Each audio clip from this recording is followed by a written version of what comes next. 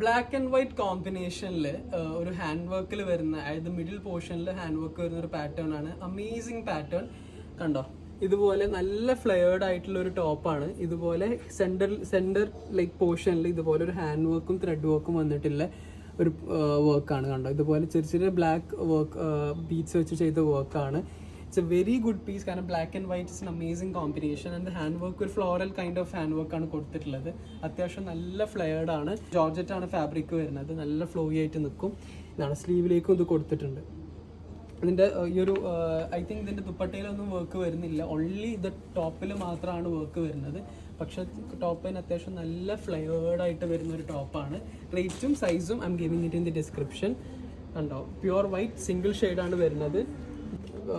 എന്താ palazzo bottoms ആണ്. So it's a very cute piece.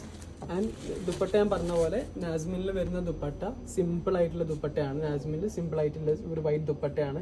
ഇതിൻ്റെ ഈ ഒരു നെക്ക് പോർഷനിലുള്ള work and all is really good. കണ്ടോ, ഇതുപോലെ വരുന്നൊരു വർക്കാണ്. റേറ്റും കാര്യങ്ങളും എന്നുള്ള give it in the description.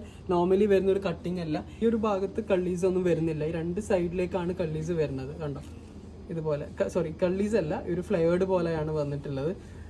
It's a really good piece. Rate is 3795 ആണ്. It's an amazing piece.